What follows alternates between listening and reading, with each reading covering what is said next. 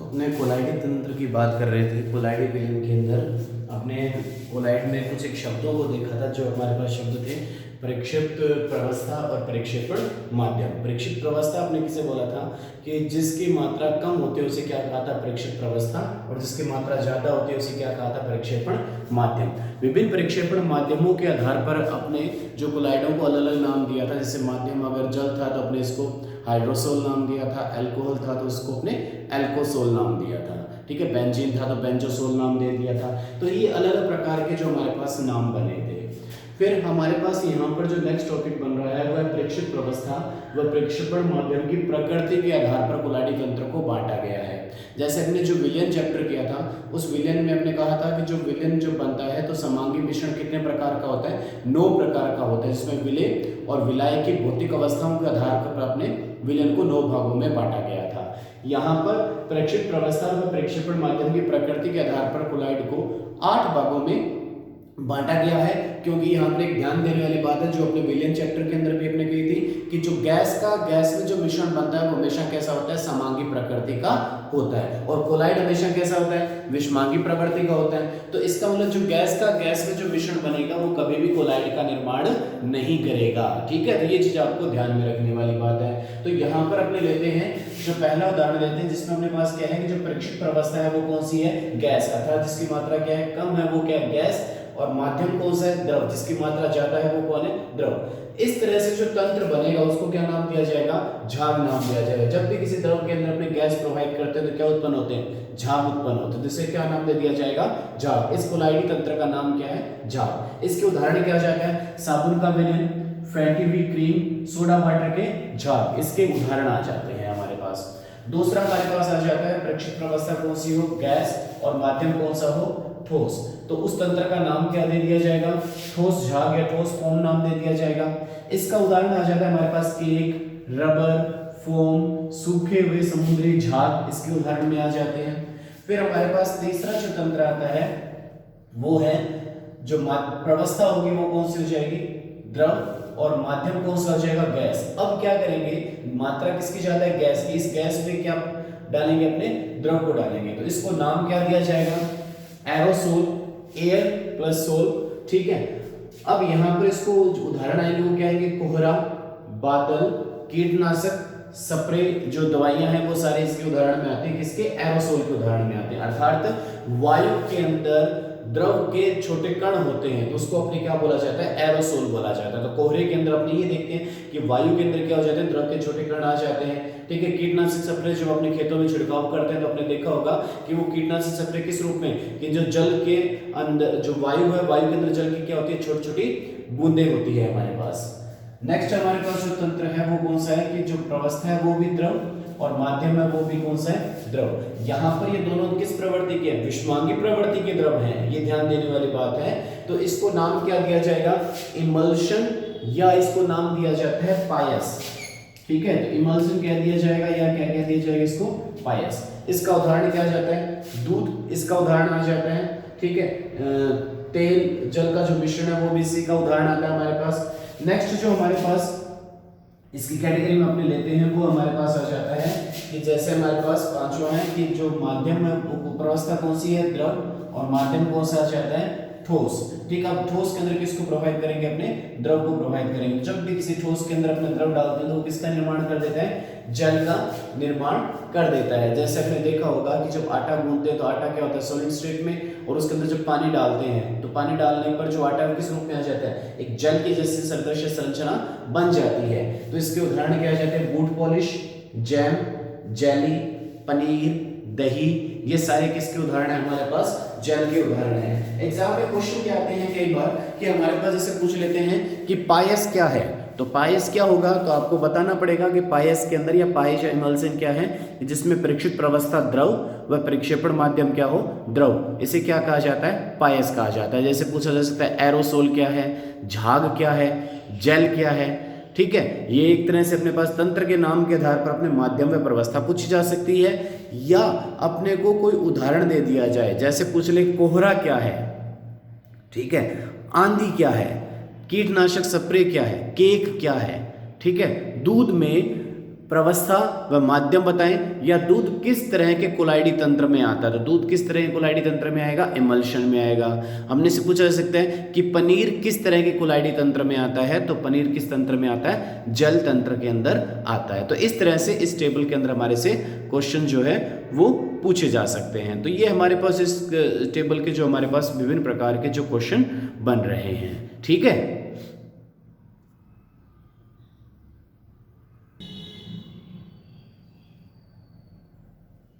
इसके बाद में जो नेक्स्ट हमारे पास जो तंत्र है उसमें अपने जो प्रवस्था है वो कौन सी है, ठोस, व माध्यम कौन सा लिया गया है, गैस लिया गया है। इस तरह के जो तंत्र को नाम दिया जाता है वो ठोस एरोसोल नाम दिया जाता है, अर्थात अपने वायु के अंदर ठोस कण मौजूद होते हैं। वो मिट्टी के कण हो सकते हैं तो जिसके आधार पर, या वो कार्बन के कण हो सकते हैं तो उसके आधार पर अपने इसको जैसे उदाहरण लिए गए हैं, वो धुआं है, धूल, तूफान, आंधी, ये सारे इसके अपने पास उदाहरण आते हैं, ठीक है। नेक्स्ट तंत्र है हमारे पास जिसमें प्रवस्था कौन सी है, ठोस, और माध्यम कौन सा है, द्रव। तो अब द्रव की मात्रा ज़्यादा है और ठोस की मात्रा क्या है, कम। तो इस तरह के उदाहरण को अपने क्या नाम दिया जाएगा, सोल नाम दिया जाएगा। इसके उदाहरण आ जाते हैं पेंट, गोंद, दलदल, ठीक है। तो दलदल पानी के अंदर अगर अपनी मिट्टी अगर मिली हो तो उसको अपने क्या नाम दे दिया जाता है, दलदल नाम दे दिया जाता है, ठीक है। और फिर हमारे पास इसमें उदाहरण आ जाता है, वो प्रवस्था कौन सी है, ठोस, माध्यम भी ठोस है, तंत्र का नाम क्या हो जाएगा, ठोस सोल। इसके एग्जाम्पल आ जाते हैं हमारे पास खनिज, रूबी ग्लास, रत्न, विभिन्न प्रकार के जो रत्न होते हैं, काले हीरे, ये सारे हमारे पास उदाहरण आते हैं। तो इस प्रकार से आपने देखा यहाँ पर कि प्रेक्षित प्रवस्था व प्रक्षेपण माध्यम की प्रकृति के आधार पर अपने कोलाइडी तंत्र को कितने भागों में बांट दिया गया, 8 भागों में बांट दिया गया। इस पर जो प्रश्न बन रहे हैं वो प्रश्न भी आपको बता दिए किस तरह के इसमें प्रश्न बनेंगे, ठीक है। जैसे अपने इसे दोबारा कर लेते हैं, जैसे धुआं क्या है, धूल क्या है, ठीक है, बादल क्या है। तो इस तरह के प्रश्न अपने पास बन सकते हैं, या सोल क्या चीज है, या आपने से ऐसे पूछा जा सकता है प्रक्षेप प्रवस्था यदि ठोस हो व प्रक्षेपण माध्यम द्रव हो तो इनसे निर्मित कोलाइडी तंत्र का नाम लिखें। तो ये हमारे पास विभिन्न प्रकार के जो कोलाइडी तंत्र बने, 8 प्रकार के कोलाइडी तंत्र बने। दोबारा ध्यान देने वाली बात है कि जो गैस का गैस में जो मिश्रण होगा वो कोलाइडी तंत्र का निर्माण नहीं करेगा। कारण अपने बता चुके हैं कि गैस का गैस में जो मिश्रण होता है वो हमेशा समांगी प्रवृत्ति का होता है, जबकि कोलाइडी तंत्र किस प्रवृत्ति का होता है, विषमांगी प्रवृत्ति का होता है, ठीक है। तो ये हमारे पास कोलाइडी तंत्र के 8 भाग हमारे पास आ गए।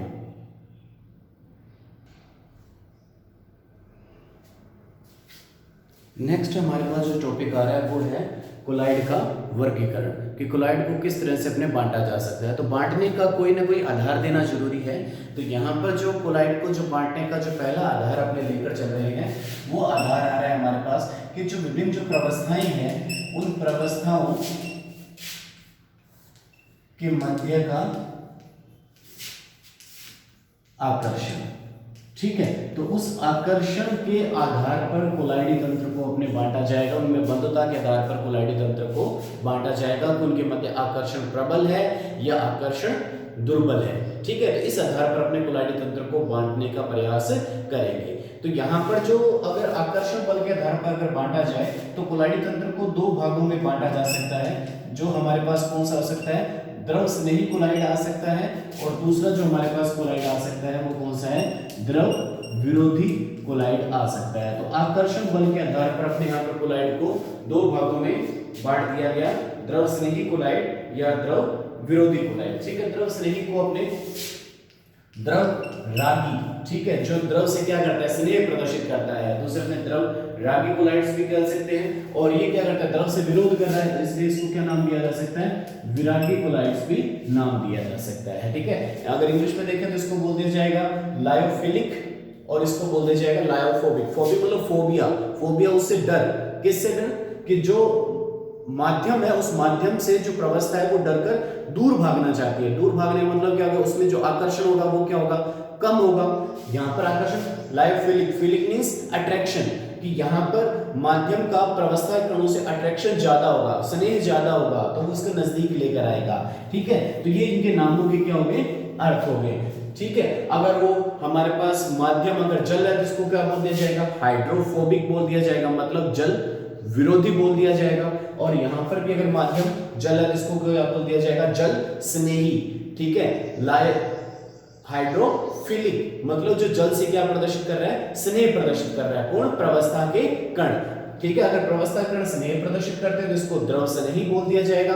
अगर प्रवस्था कण उस माध्यम से अगर स्नेह प्रदर्शित नहीं कर रहे, उससे दूर हट रहे हैं, तो उसको क्या बोल दिया जाएगा, द्रव विरोधी कोलाइड्स नाम दे दिया जाएगा। तो यहां पर आपने कहा कि जो आकर्षण बल के आधार पर कोलाइड्स को अपने दो भागों में बांट दिया गया है। अब अपने पास बात करते हैं कि द्रव स्नेही कोलाइड्स की अपनी परिभाषा आपने दे दी कि जिसमें कह सकते हैं कि ऐसे विलयन जिनमें परीक्षित प्रवस्था व प्रक्षेपण माध्यम के मध्य प्रबल आकर्षण बल होता है, उसे क्या नाम दिया जाता है, द्रव स्नेही कोलाइड्स नाम दिया जाएगा। और द्रव विरोधी क्या हो जाएगा, ऐसे विलयन जिसमें परीक्षित प्रवस्था व प्रक्षेपण माध्यम के मध्य आकर्षण कम हो, ठीक है, उसे क्या नाम दे दिया जाएगा, ठीक है, या नगण्य हो तो उसे क्या नाम दे दिया जाएगा, द्रव विरोधी कोलाइड्स नाम दे दिया जाएगा।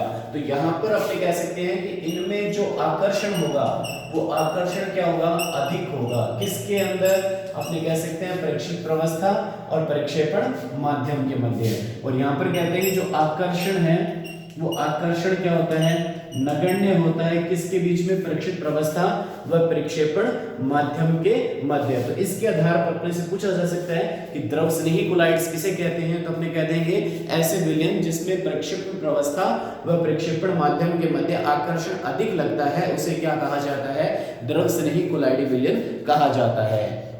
ठीक है, और अगर अपने बात करें कि जो द्रव स्नेही कोलाइड है उनकी प्रकृति कैसी होती है, ठीक है, वो किस प्रकृति के होते हैं, तो यहाँ पर इनकी प्रकृति की अगर बात की जाए तो प्रकृति का मतलब कैसा हो जाएगा कि ये उत्क्रमणीय प्रकृति के होते हैं,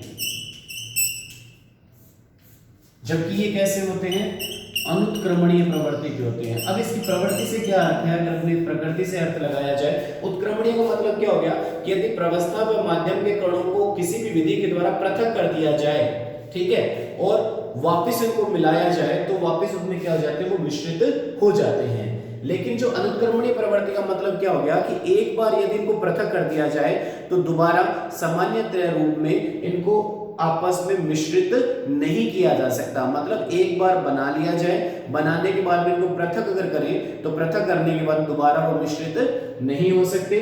तो ऐसे कौन से हो सकते हैं, द्रव विरोधी कोलाइड्स की जो प्रकृति होती है वो कैसी होती है, अनुत्क्रमणीय प्रवृत्ति के होते हैं, जबकि द्रव स्नेही कोलाइड्स किस प्रवृत्ति के होते हैं, उत्क्रमणीय प्रवृत्ति के होते हैं। ठीक है, अगली इसमें बात करें निर्माण की विधि की बात करें कि निर्माण कैसे किया जाएगा इनका, तो अपने कह सकते हैं यहाँ पर कि जो द्रव स्नेही कोलाइड्स हैं उनको द्रव स्नेही कोलाइड्स को आसानी से बनाया जा सकता है। ठीक है, आसानी से बनाने का मतलब क्या हो गया, कोई विशेष विधि की आवश्यकता नहीं पड़ती है कि माध्यम व प्रवस्था को आपस में मिलाएं और मिलकर वो क्या हो जाएगा, द्रव स्नेही कोलाइड्स विलयन का निर्माण कर देगा। तो कोई विशेष विधि की अपनी आवश्यकता नहीं है, आसानी से प्रवस्था व माध्यम को मिश्रित किया जाए तो मिश्रित करने से ये क्या हो जाएगा, आपस में मिश्रित हो जाते हैं और कोलाइड विलयन का निर्माण कर लेते हैं। तो अब जबकि ये क्या है कि इनको बनाने के लिए अपने क्या चाहिए, विशेष विधियों की आवश्यकता पड़ती है। अब वो विशेष विधि कौन सी है, तो चैप्टर के अंदर जैसे जैसे आगे बढ़ते जाएंगे तो अपने विशेष विधियों का भी जिक्र करेंगे।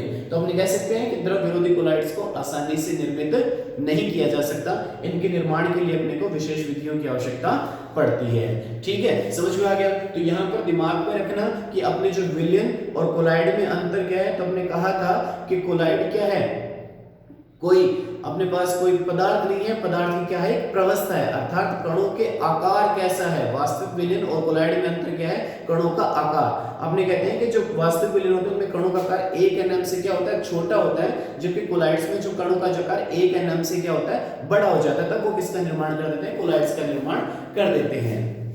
नेक्स्ट अपने पास बात करें दृश्यता की बात करें तो दृश्यता से क्या अर्थ है कि जो द्रव स्नेही कोलाइड्स विलयन है, इन द्रव स्नेही कोलाइड विलयन को अपने किससे देख सकते हैं, माइक्रोस्कोप से देख सकते हैं। इनके जो कणों को किससे देखा जा सकता है, माइक्रोस्कोप से देखा जा सकता है। मतलब आप आंख से द्रव स्नेही कोलाइड विलयन के जो कणों को नहीं देख सकते, जबकि इसको क्या है कि अपने कह सकते हैं आसानी से देखा जा सकता है।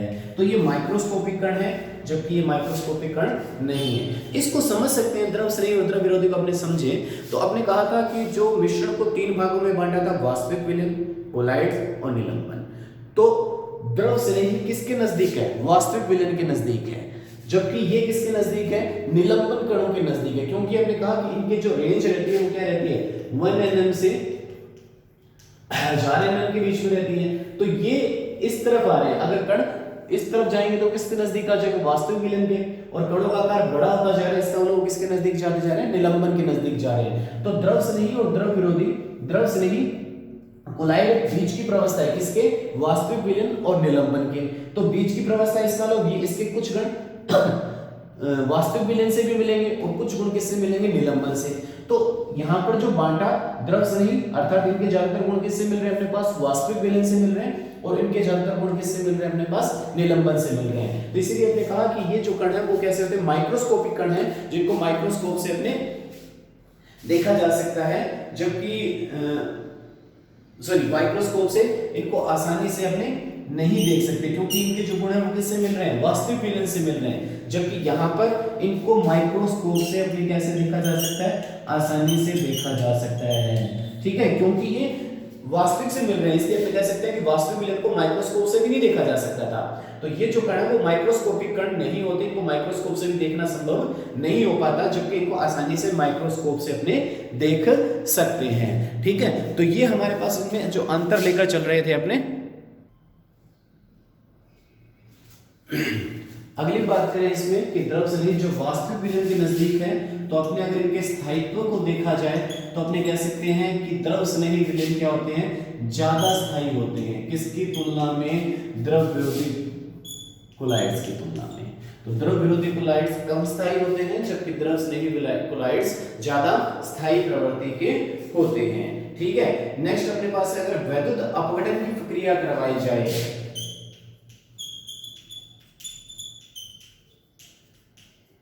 वैद्युत अपघटन की क्रिया से क्या मतलब है कि यदि इस कोलाइडी मिश्रण के अंदर किसी वैद्युत अपघटन पदार्थ को मिला दिया जाए, तो वैद्युत अपघटन पदार्थ को मिलाने से क्या हो जाता है? कोलाइडी कण क्या हो जाते हैं? जो प्रवस्था के कण है वो क्या हो जाते हैं? इकट्ठे होकर नीचे बैठना प्रारंभ हो जाते हैं। इस प्रक्रिया को नाम दिया जाता है स्कंदन, ठीक है। आगे अपने करेंगे स्कंदन क्या चीज है। तो स्कंदन की जो वैद्युत अपघटन की अगर अपने वैद्युत अपघटन पदार्थ अगर मिला दिया जाए, तो वैद्युत अपघटन पदार्थ मिलाने से जो स्कंदन या जो अवक्षेपण की जो प्रक्रिया है वो करवाने के लिए स्कंदन या क्या बोल दिया जाए यहाँ पर? अवक्षेपण बोल दिया जाए। कोलाइडी कणों के नीचे बैठाने के लिए जो वैद्युत अपघटन पदार्थ अगर मिला रहे हैं, तो यहाँ पर क्या करना पड़ेगा अपने को? वैद्युत अपघटन पदार्थ को ज्यादा मात्रा में और यहाँ पर कम मात्रा में अपने को वैद्युत अपघटन पदार्थ को मिलाना पड़ेगा।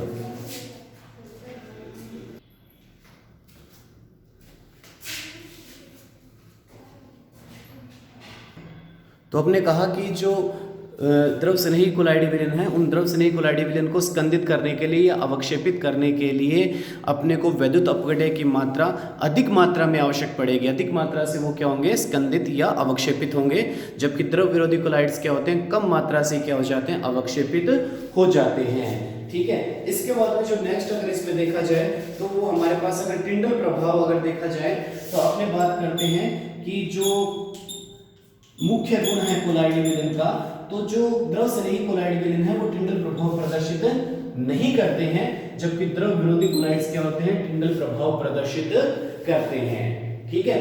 नेक्स्ट अपने देखा जाए श्यानता, तो यहाँ पर जो अगर श्यानता का गुण अगर देखा जाए, तो द्रव स्नेही कोलाइड्स जो होते हैं वो द्रव स्नेही कोलाइड्स की जो श्यानता है प्रक्षेपण माध्यम से क्या होती है? बहुत अधिक होती है, जबकि द्रव विरोधी कोलाइड्स में जो श्यानता है वो प्रक्षेपण माध्यम के क्या होती है?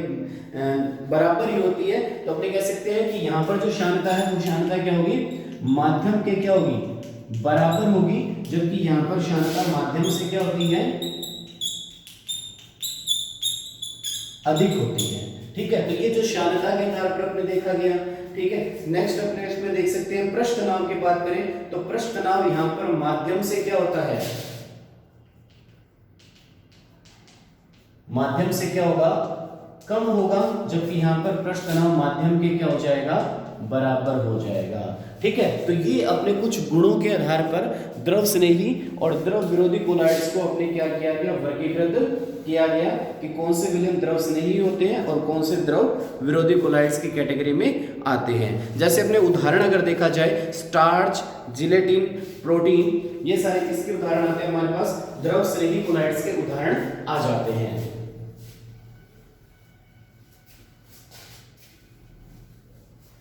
तो उदाहरणों की अगर अपने बात करें तो उदाहरण इसके क्या आ जाएंगे हमारे पास, स्टार्च, जिलेटिन, प्रोटीन, ये सारे किसके उदाहरण है हमारे पास, द्रव स्नेही कोलॉइड्स विलयन के उदाहरण हमारे पास आते हैं। इसी तरह से हमारे पास आ जाते हैं जैसे धातु, सोल, ठीक है, सल्फर सोल, या आप कह सकते हैं जो अधातुओं के जो कोलॉइड्स होते हैं, ठीक है, अधातु के जो कोलॉइड्स होते हैं, अधातु के कोलॉइड, वो सारे किसके उदाहरण में आते हैं हमारे पास, द्रव विरोधी कोलॉइड्स की कैटेगरी में आते हैं। तो हमारे पास यहाँ पर द्रव स्नेही और द्रव विरोधी कोलॉइड्स के दो कैटेगरियों में अपने क्या कर दिया गया, यहाँ पर इनको बांट दिया गया है। ठीक है।